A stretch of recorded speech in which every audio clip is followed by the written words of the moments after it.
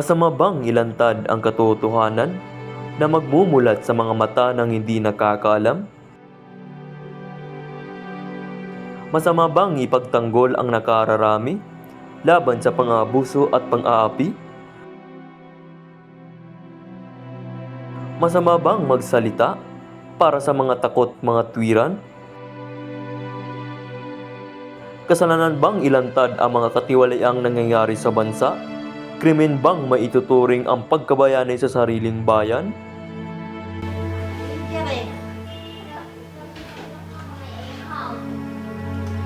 Theodora, kayanin mo! Malapit nang lumabas ang bata! Hindi ko nakakayanin! Irin lang, Theodora! Malapit nang lumabas ang bata! Theodora, kayanin mo.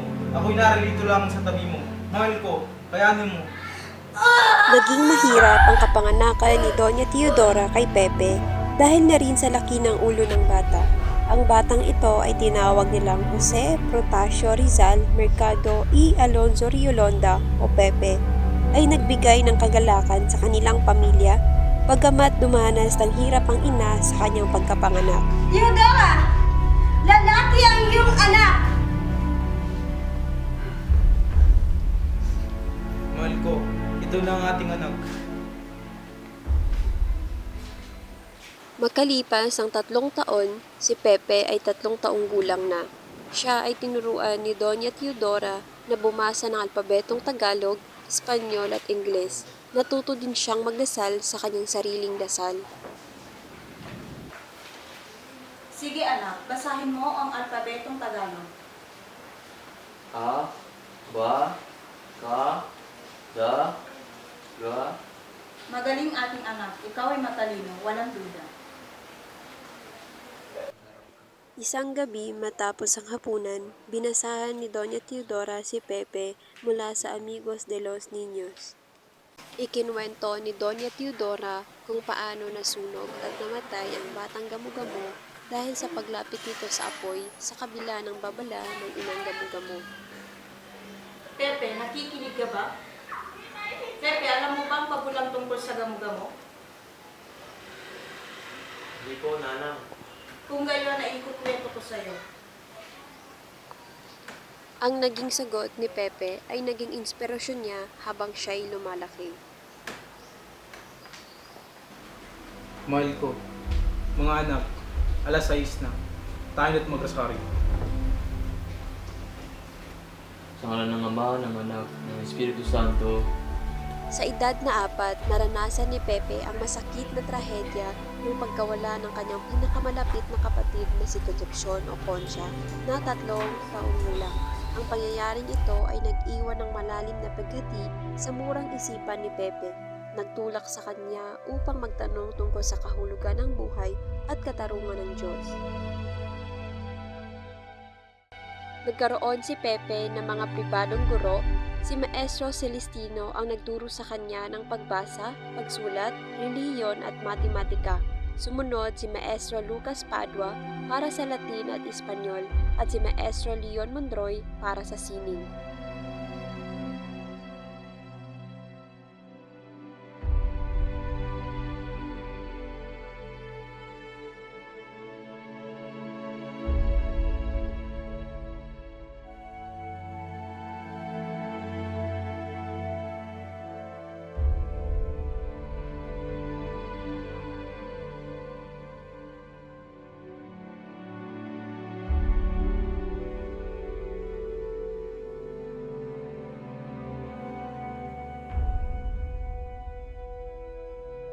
Mahusay, marunong ka na magbasa at magsulat. Higit pa riyan, ang pagiging listo mo sa matematika at relihiyon. Sa tingin ko, wala na akong may daragdag pagkaalaman sa iyo. Mahilig kang ang tunay sa sining, ang pag-iiskultur, pagpipinta, at higit sa lahat pagsulat, lalo na ng mga tula. Maraming salamat mga maestro, ngunit hindi pa po ako sanay sa mga lingwaheng Espanyol at Latin. Ang mag-alala ay huwag mong gawin, sapagkat edad mong yan ang panahon na saan ka matututo at mamumukad ka. Maraming salamat po, Maestro Padua. Kinakailangan na ng ating aling na pumasok sa paaralan. Hindi pwedeng palagi na lang siya nasa ating bahay. Pero alam mo namang masakitin ang anak natin, mahal. Hayaan mo at masasanay at lalakas din yan. Ipinapatawag niyo pa ba ako, Tatang? Oo. Iatid mo ang kapatid mong si Pepe sa binyan. Dahil doon na siya mamamalagi at doon na siya mag-aaral. Masusunod po, Tatang. Si Pepe ay pumasok na sa paaralan na pinamumunuan ni Maestro Justiniano Aquino Cruz at agarang nagsimula ang kanilang klase. Ikaw kasi, maliit ka na nga, konti pa nalalaman mo. Ikaw kasi, marunong ka bang magsalita ng Espanyol? Konti lang po. Salita mo Latin. Konti lang din po.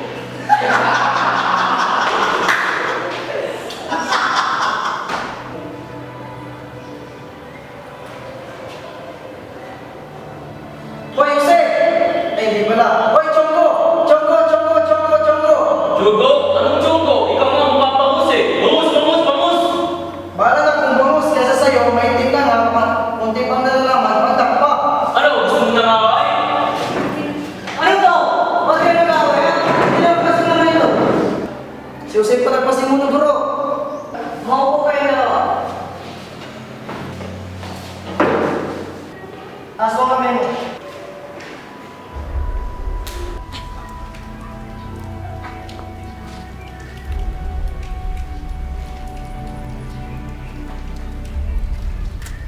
Sinvergüenza! Lumayas kayo dito! Lumayas kayo rito! At ikaw, Teodora, yan ba gaganti mo sa akin? Wala naman ako ibang ginawa kundi maging mabuting asawa para sa'yo.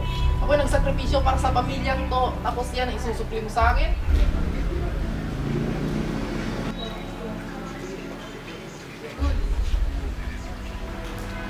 Mahal, hayaan mo ako magpaliwanag. Huwag ka na magpaliwanag!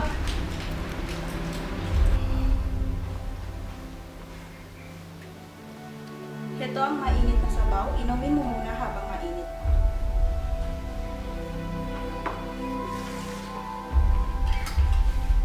Teodora, Ano bang nangyari sa'yo at nagsusumigaw ka rito at hanggang sa baba naririnig kita?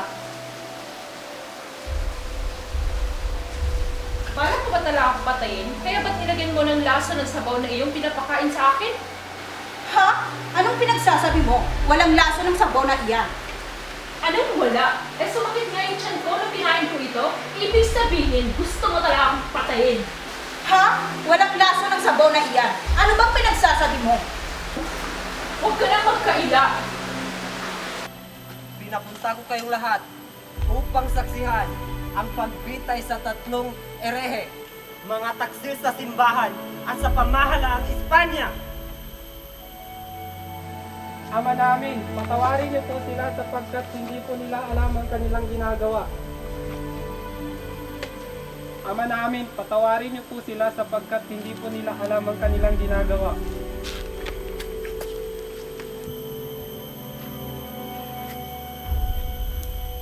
Ito ba? Ito ba ang kanilang gantimpala sa paglilingkod sa ating bayan? Jose, tandaan mo ito. Ang araw na ito ay hindi dapat makalimutan. Ang sakripisyo ng mga paring ito ang magpapalaya sa ating bayan balang araw. Matapos ang pagbitay sa tatlong paring martir, ang aming pamilya ay hinarap naman ang kasawian. Ang aking ina, si Teodora Alonso, ay napagbintangang kasabwat sa planong paglason sa asawa ng aking tiyuwing si Jose Alberto. Wala akong kinalaman sa kanyang binibintang sa akin. Huwag ka nang lumaban. Bitawan niyo ako. Wala akong kasalanan. Hindi ko ginawa yon. Ika-10 ng Hunyo 1872, sinamahan ako ng aking kuya Pasiano patungo sa Maynila upang subukang makapasok sa Universidad ng Ateneo Municipal.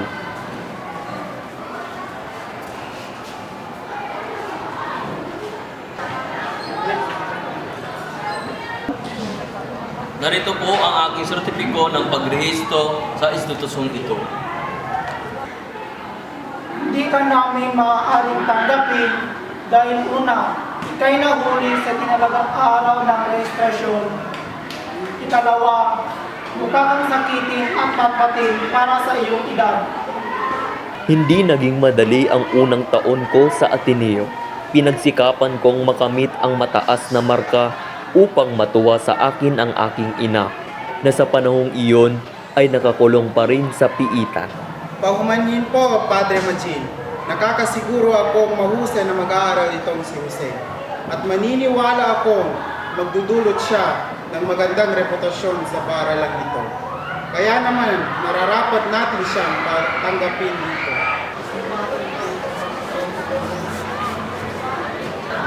Salamat mga Ceres Burgos sa pagkakataong magpag-aral sa Ateneo sa kabila ng aking huling rehistro at payat na katawan. Walang anuman, Jose. Naway pagbutihin mo ang iyong pag-aaral.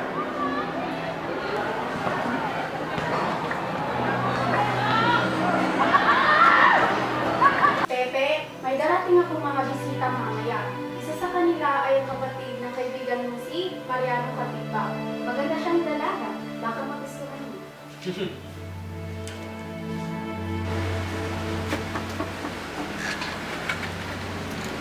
Kasi, magandang araw. Napasyal kami rito upang kamustahin ka. Narito nga pala ang kapatid kong si Segunda. Noong ako'y 16 na taong gulang, nadama ko ang tamis ng unang pag-ibig.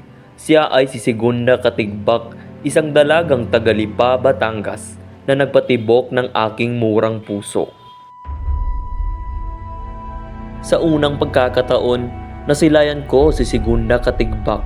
Lubha akong nagbighani sa kanyang taglay na kagandahan at mahinhing kilos. March 23, 1877. Dumating ang araw ng aking pagtatapos sa Ateneo Municipal. Natanggap ko ang pinakamataas na parangal bilang Bachelor in Artes. Iniaalay ko ang tagumpay na ito sa aking pamilya, lalo na sa aking ina na nasa piitan pa. Segundo, taos puso akong nagpapasalamat. Ang iyong presensya ang aking inspirasyon. Jose, hindi ko rin malilimutan ang ating pinagsamahan. Ngunit kailangan na nating tanggapin ang ating mga kapalaran. Ang pag-ibig ko kay Segunda ay nanatiling lihim at hindi natupad. Ngunit ito ang nagturo sa akin ng isang mahalagang aral. Ang pagmamahal ay hindi laging nagbubunga ng pagsasama, ngunit nag-iiwan ito ng inspirasyon at pag-asa. Pepe, ano ba ang iniisip mo? Masyado ka ng maraming nalalaman at baka mapugutan ka na ng iyong ulo. Cisco, pagsabihan mo ang iyong anak sa kanyang pinaplano? Hayaan mo na siya. Kung yan ang kanang nais, bigyan natin siya ng kalayaan magkapag-desisyon para sa kanya. Ina, dapat natin suportahan si Jose na mas malaman niya ang kalagayan ng ating bansa sa pamamagitan ng edukasyon. Hindi madali para sa atin ito, anak. Pero kung ito ang iyong pasya, mag-ingat ka. Maraming salamat, nanang at tatang. Papaalam na po ako. Isang buwan matapos kong makapagtapos sa Ateneo, napagdesisyonan kong pansamantalang kunin ang kursong Pilosopiya at Literatura habang naghihintay ng tugon mula kay Padre Pablo Ramon ukol sa kursong nararapat sa akin.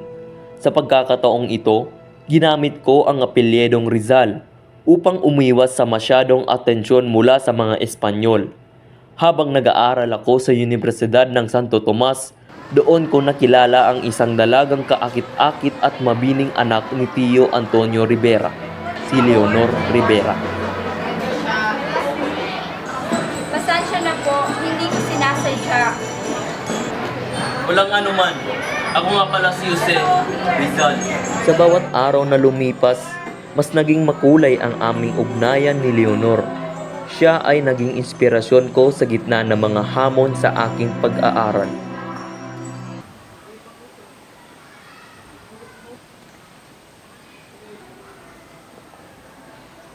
Leonor, napapaisip ako, ba't ba tayo magpinsan?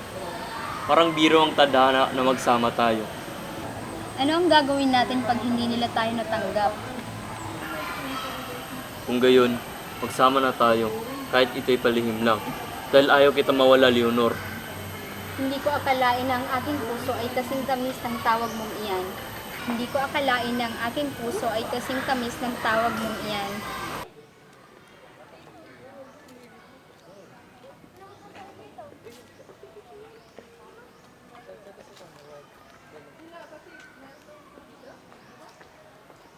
Napagdesisyonan kong ipagpatuloy na lamang sa ibang bansa ang aking pag-aaral.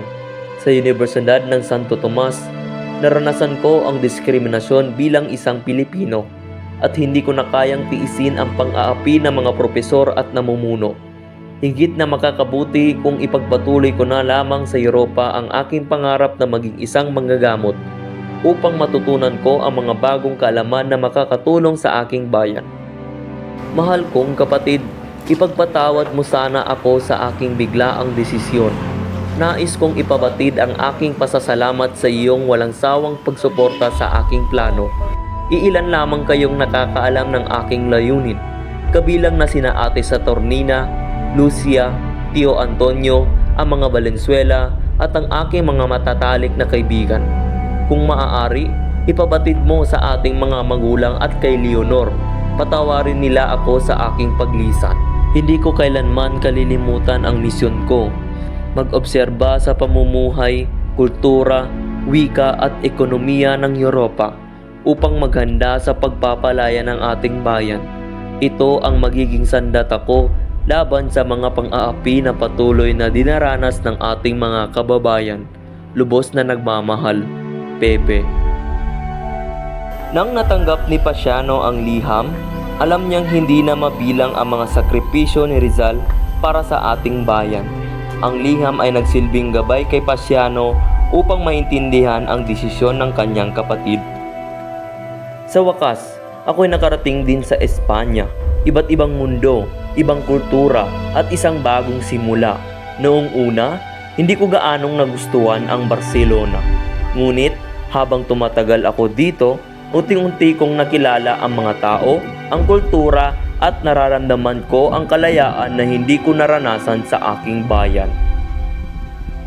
Ang kalayaan ng aking natutunan sa Espanya ay nagsilbing gabay sa aking mga adhikain.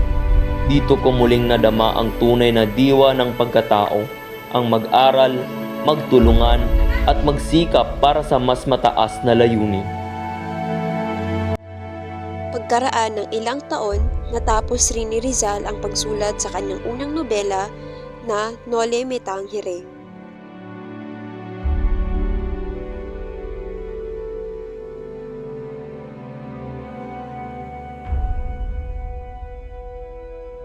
Wala pang dumating na pera mula kay Kuya Pasiano nitong mga nakaraang buwan.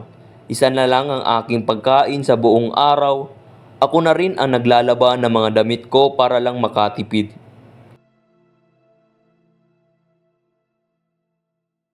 Dahil sa matinding kahirapan at pagtitipid sa mga panahong iyon, napagdesisyonan ni Rizal na magtanggal ng ilang bahagi ng kanyang nobela. Isa sa mga kabanatang kanyang tinanggal ay ang kabanata tungkol kina Elias at Salome na sana'y magiging kabanata 25.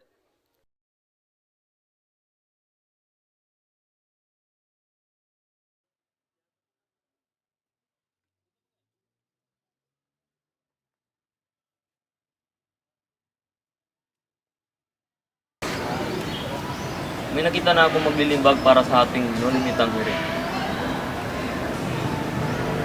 Ang laki ng tipid natin sa Berlinay, Mokpesheray, Auction de Salsa. Humingi lamang sila na ₱200 para sa 2,000 kopya. Masyado kang nagtitipid, Rizal. Kaya ko namang bayaran ng buong gastos kahit sa ibang publisher tayo. Mas magandang makatipid, Viola. Ayaw kong sumayang kahit na 1 sentimo lang.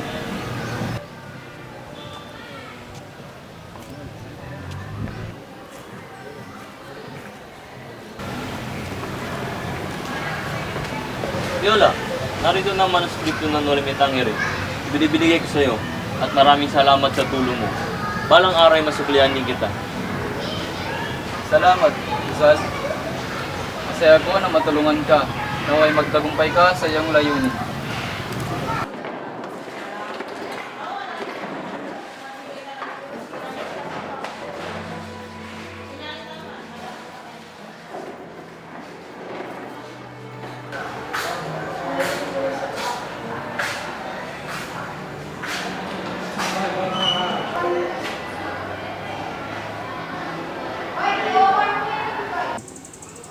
Noong ika-3 ng Hunyo ng 1887, si Rizal ay muling naglakbay pabalik sa kanyang bayang Calamba.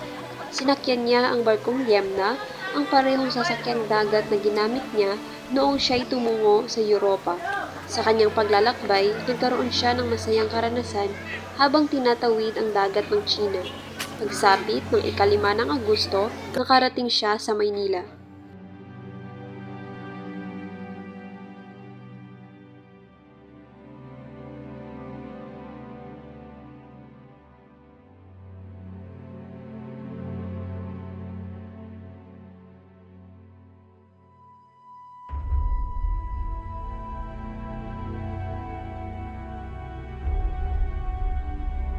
Bago umuwi sa Calamba, una niyang binisita ang kanyang mga kaibigan.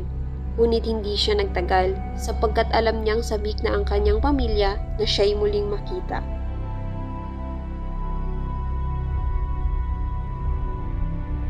Matapos kong makapagtayo ng aking klinika, napag-isip-isip ko na simulan ang aking ikalawang nobela, ang El Filibusterismo. Ngunit, hindi may tatanggi na marami ang bumabatikos sa aking aktang Nolime Tangere. Kabilang na dito ang 8 polyeto na isinulat ni Padre Jose Rodriguez. Ang mga praile ay nag-iinit dahil sa paglabas ng mga katotohanang nangyayari sa Pilipinas. Ngunit, ilan sa aking mga matatalik na kaibigan ay dinepensahan naman ito.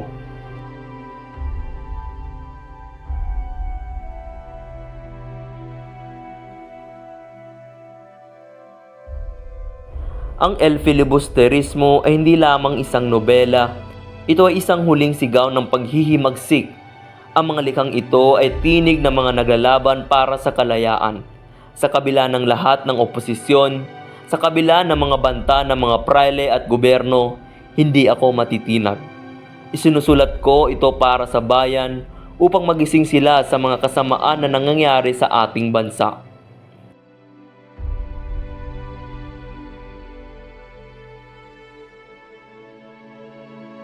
Ang pamumuhay sa Brussels ay nagiging mabigat dahil sa mataas na gastusin. Kaya't napagpasehan kong tumungo sa Ghent, isang kilalang syudad universidad sa Belgium, kung saan mas mababa ang gastusin sa pamumuhay at higit na mura ang pagpapalimbag ng libro. Naging desperado ako dahil paubos na ang aking pondo. Ang tanging paraan na naisip ko ay magsangla ng aking natitirang alahas upang may maibigay akong paunang bayad sa imprentahan. Pagkatapos kong manirahan sa Paris, napagpasehan kong lumipat sa Brussels dito sa Belgium. Sa lugar na ito, ako'y abala sa pagsusulat ng El Filibusterismo. Bukod dito, sumulat din ako ng mga artikulo para sa La Solidaridad. Subalit, hindi naging madali ang pamumuhay dito.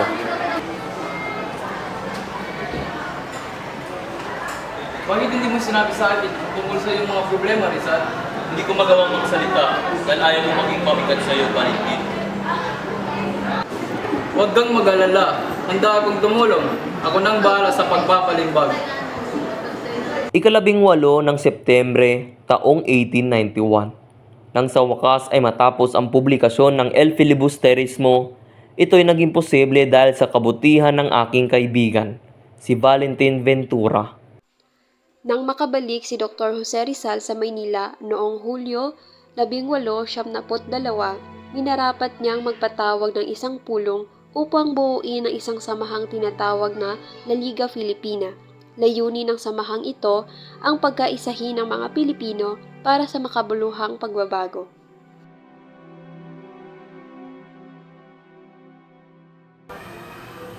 Magandang hapon.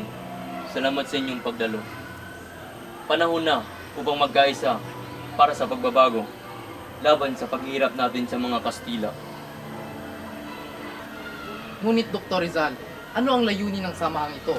At paano natin maisa sa katuparan ng ating mga pinaplano kung patuloy tayong binabantayan ng mga Kastila? Ang La Liga Filipina ay naglalayong magbuklod ng mga Pilipino, anuman ang estado sa buhay, upang itaguyod ang pagkakaisa, pagtutulungan, at paghubog ng mabuting asal, kalinisan at kaalaman. Layunin din itong tutulan ang hindi makatarungang pamamahala at suportahan ang pagsusulong ng mga reforma para sa ikabubuti ng bayan. Dr. Rizal, gaano ka nakatitiyak na tayo ay magtatagumpay? Ang kapangyarihan ng mga Kastila ay masyadong matatag. Sang-ayon ako sa inyong mga layunin, Dr. Rizal. Ang mahalaga ay magsimula tayo, kahit maliit lamang sa simula. Ngunit ay, sino ang mangunguna sa samahang ito? Magsisimula ang ating tagumpay sa pagkakaisa, hindi sa dahas, kundi sa edukasyon at tamang halimbawa. Naitatag ang La Liga Filipina noong ika-3 ng Hulyo 1872. Sa kasamaang palad, nalaman ng mga pamahalaang Kastila ang tungkol dito at agad nilang inaresto si Dr. Jose Rizal noong ika-6 ng Hulyo 1872. Ngunit ang mga ideya ni Rizal ay nagbigay inspirasyon sa iba pang mga samahan tulad ng Katipunan na itinatag ni Andres Bonifacio. Sa dapitan, nakilala ko ang isang dalagang nagbigay sa akin ng hindi malilimutang alaala, isang napakagandang Irish mula Hong Kong, si Josephine Bracken. Hindi nagtagal, nahulog ang loob namin sa isa't isa. Naging matamis ang aming pagsasama at kami nagnais na magpakasal. Ngunit hindi kami pinayagan ni Padre Obak dahil kinakailangan pa raw ang pahintulot ng obispo ng Cebu. Dr. Rizal, ikaw ay kinasuhan ng mga kasong may kinalaman sa pag-iimagsik laban sa pamahalang Kastila. Paano mo ngayon ito ipagtatanggol ang iyong sarili? Ang aking mga akda ay hindi naglalayong mag-asa kundi magsimula ng pagbabago sa makatarungang paraan. Ang Noli at El Fili ay para sa makatarungang pagbabago, hindi sa digmaan.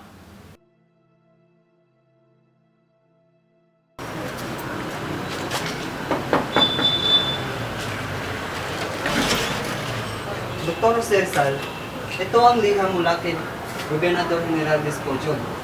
Ang inyong mga gawain sa La Liga Filipina ay nagdudulot ng pag-aalala. Kayo po ay inaaresto.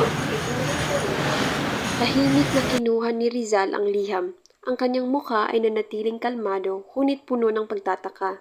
Binasa niya ito ng mabuti, habang ang kanyang isipan ay naglalakbay sa mga ideal na matagal niya nang ipinaglaban. Ngunit sa kabila ng kanyang malinaw na layunin para sa ikabubuti ng Pilipinas, ang kanyang mga salita ay hindi nagbago ng kapalaran. Lumapit ang mga sundalo at sa isang iglap, siya'y hinuli. Lopez, kailangan natin kumilos ng maaga upang matulungan natin si Rizal sa kanyang kalagayan. Paano natin siya matutulungan? May maaari pa tayo gawin? Mag-aaring tayo ng habeas corpus sa punong maestro. Sa ganitong paraan, mariinig ang ating saloobin at magbibigyan pagkakataon si Rizal. Meron ba ako may tutulong sa inyo dito? Kung nais mo, ikaw na lang ang magdadala ng liyam na ito sa kanila. Masusunod dito.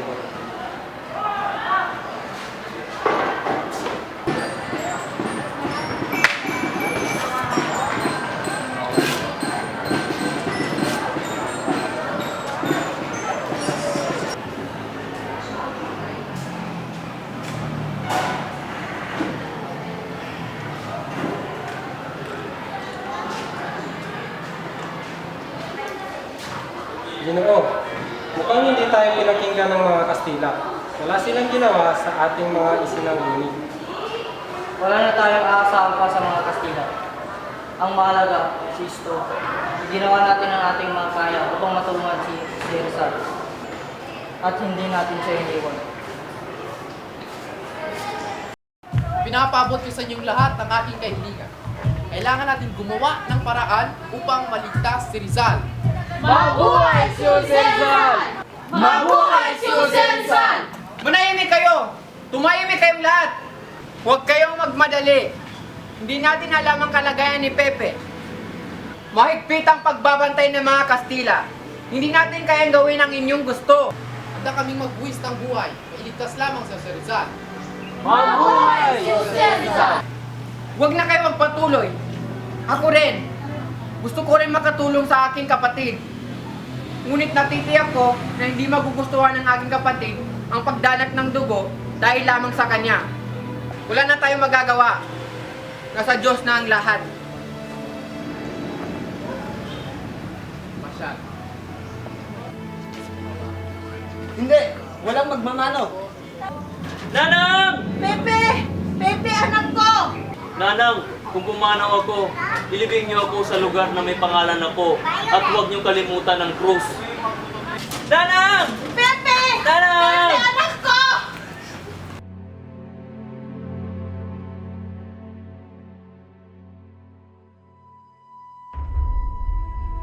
Ang aking mga akda ay hindi naglalayong mag-alsa, kundi magsimula ng pagbabago sa makatarungang paraan.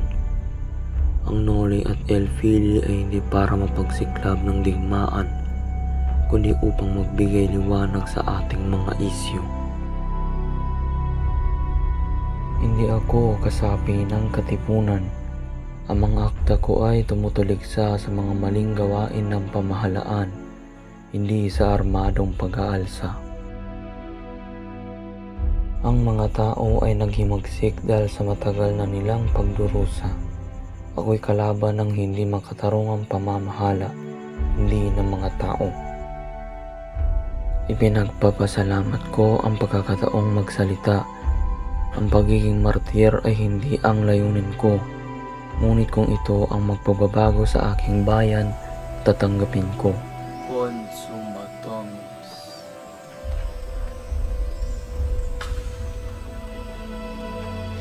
Uno, dos, tres, 5,